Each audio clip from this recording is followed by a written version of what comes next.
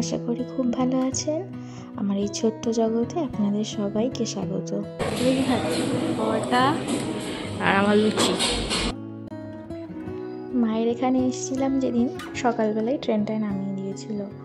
তারপরে দুপুরে খাওয়া দাওয়া সেরে একটু রেস্ট নিয়ে ওই যে সুবর্ণরেখা নদীর কাছে গেছিলাম, ওখান থেকে তারপরে একবারে একটু মুড়ি দিয়ে যাচ্ছি।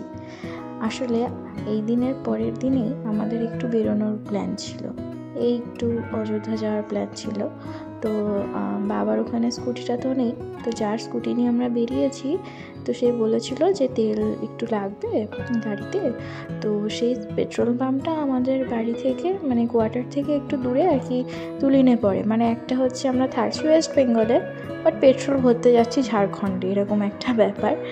তো এই যে দেখতে পাচ্ছেন এই লোকেশনটা, এটা ফেরার পথে পেট্রোল নিয়ে। এই লোকেশনটা হচ্ছে মুড়ি স্টেশন, মানে মুড়ি স্টেশন থেকে এই দিকটা যেটা দেখাচ্ছি আপনাদের, এই বাঁ দিকটা হচ্ছে ওয়েস্ট বেঙ্গলের দিকে, আর এই ডান দিকটা আমার হাতে এটা রাঁচির দিকে চলে যাচ্ছে।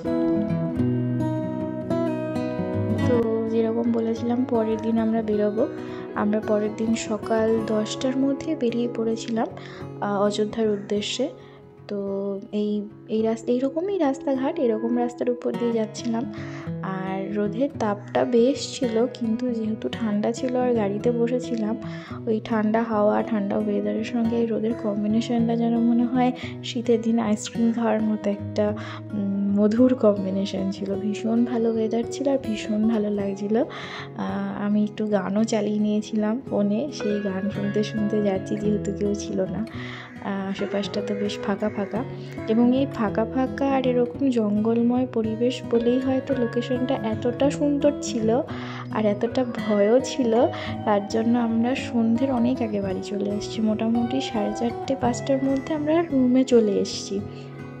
ওই কোনো রকম একটু দেখে আর বেরিয়ে গেছি, বেশি লেট করিনি, যেহেতু বাড়ি থেকে বেশি দূরে না, 1-1.5 ঘন্টার মধ্যে পৌঁছে গেছি, সেহেতু ওইখানে কোনো রকম একটু থেকে চলে এসেছি। আর যাওয়ার পথে সেরকম তো দোকানও পাইনি, কোনো রকম একটু টিফিনের মতো করে আবার বাড়ি এসেই খেয়েছি। যাই হোক, এই যে পথ দিয়ে যাচ্ছি, চারিদিকটা পলাশ ফুলের গাছ, এগুলো সব পলাশ ফুলের গাছ। এখন এই সিজন না যেহেতু পলাশ ফুলের, সেহেতু গাছগুলোই রয়েছে। তো এই গাছগুলো যখন সিজন আসে, মানে বসন্ত সময়, বসন্ত ঋতু আর কি আসে, তখন হচ্ছে গিয়ে এই গাছগুলো যে সমস্ত জায়গায় হচ্ছে অরেঞ্জ কালারের, মানে কমলা রঙের যে পলাশ ফুলগুলো ফোটে, সেগুলো ফুটে থাকে। আর অসম্ভব সুন্দর লাগে দেখতে সেই দৃশ্যটা। তো আমি একটা ছোট্ট ঘটনা শেয়ার করি। আমরা যখন কলেজে যেতাম, ওই যে ব্রিজটা দেখলেন, ওই ব্রিজটার এটা তো রাস্তা ছিল, ব্রিজ সেম ওরকম ব্রিজেই ট্রেনের লাইনটাও পড়ে। তো যখন আমরা কলেজে যেতাম, তখন ওই মানে যখন ট্রেনটা ক্রস করতো ব্রিজের উপর দিয়ে, তখন হচ্ছে এদিক ওদিক করে দূরে দূরে একটু পাহাড় আছে, আর চারিদিকটা পলাশ বন, আর পলাশ বনের চারিদিকে সবুজ পাতার সাথে অরেঞ্জ কালারের কম্বিনেশন, মানে একটা মানে তিরঙ্গার যে রিফ্লেকশনটা, সেটা তো ফিল হতোই, সাথে সাথে অদ্ভুত কালারফুল বিউটিফুল জিনিসটা ছিল, যেটা মানে না যদি কেউ দেখে সেটা ভাষায় প্রকাশ করা যায় না। তো আর বিশেষ করে যখন কখনো ট্রেন হয়তো কোনো কারণে সিগন্যালের জন্য দাঁড়িয়ে পড়লো, তখন তো ভিউ, তো ওই একটা ভিউ। আর রাঁচি যাওয়ার পথে একটা ভিউ পড়ে। তো রাঁচি গিয়েছিলাম, কিন্তু ওই ট্রেনের মধ্যে আর ফোন নিয়ে ভিডিও করতে ইচ্ছা করলো না, ভাবলাম থাক, এটা পরে যখন আবার আসবো তখন করব। আর এই যে পুরুলিয়ার যে অথেন্টিক ছোট ছোট মাটির ঘরগুলো, চালগুলো, মানে ছাদের যে চালগুলো, সেইগুলো একটু একটু করে নেওয়ার চেষ্টা করেছি, কারণ এগুলো দেখতে ভীষণ সুন্দর লাগে, ভীষণ আধুনিক নয়, ভীষণ অথেন্টিক আর কি এগুলো। তো সেই জন্য দেখতে খুব ভালো লাগে আমার।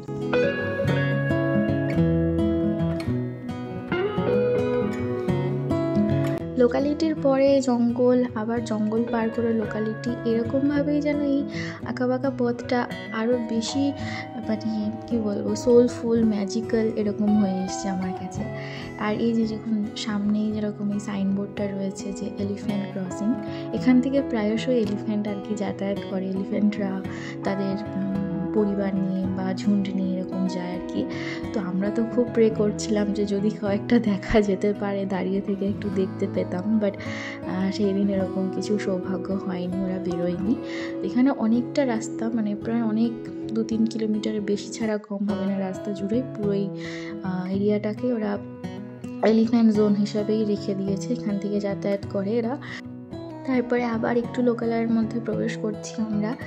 আর এই যে চলতি পথে দুদিকে পাহাড় বা একদিকে পাহাড় জঙ্গল, আর এই যে সব থেকে উঁচু নিচু যে ঢালু, মানে নদীর মতো স্রোতের মতো একটা যে ঢালু উঁচু নিচু যে একটা রাস্তার মাপটা, মেজারমেন্ট, এটা যে কি অদ্ভুত সুন্দর লাগে আমার, আমি বলে বোঝাতে পারবো না, এত এত ভালো লাগে আমার এই।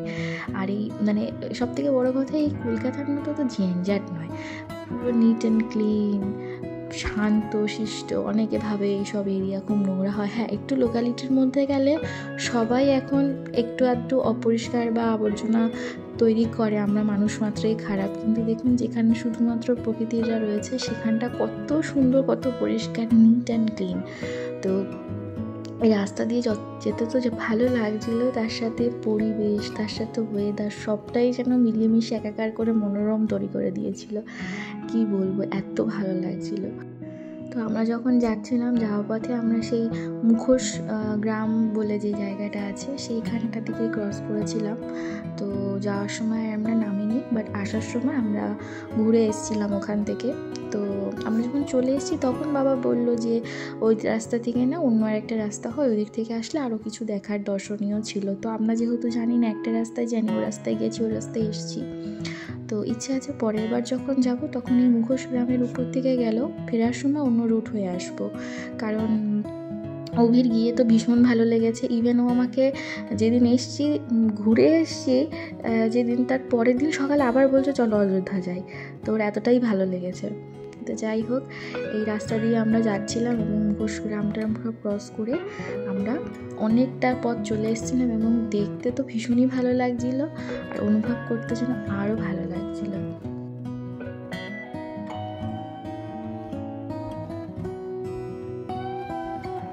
তবে এবার যখন গেছিলাম তখন দেখলাম অনেকটাই পরিবর্তন অযোধ্যার।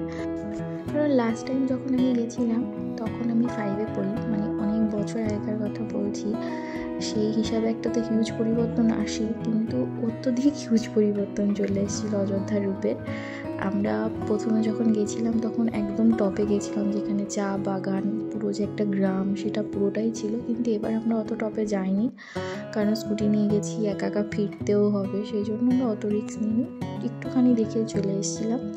তবে যেটুকু দেখলাম তাতে মনে হলো সম্পূর্ণই পরিবর্তন, অনেক অনেক কিছু ডেভেলপ হয়েছে, অনেক পরিবর্তন হয়েছে, আরও সুন্দর হয়েছে, পর্যটকদের জন্য অনেক ব্যবস্থা হয়েছে, যেটা দেখে সত্যিই ভালো লাগলো এবং সত্যিই মনোরম হয়েছিল ব্যাপারটা। যাই হোক, যেহেতু সকালে শুধু চা আর আমাদের সেই ছোটো সাজের পিঠাগুলো মা করে দিয়েছিল, সেগুলো একটু দুটো একটা বিস্কুটের মতো করে আর কি খেয়েছিলাম। তো খিদে পেয়ে গেছিলো, আমরা গেছিলাম এক জায়গায় খেতে, এক জায়গায় ঢুকেছিলাম, সেখানে আমরা এই খাবার দাবার নিয়েছি। তো পরেরটুকু আপনাদের নেক্সট ব্লগে দেখাবো, ততক্ষণের জন্য শুভকামনা রইল।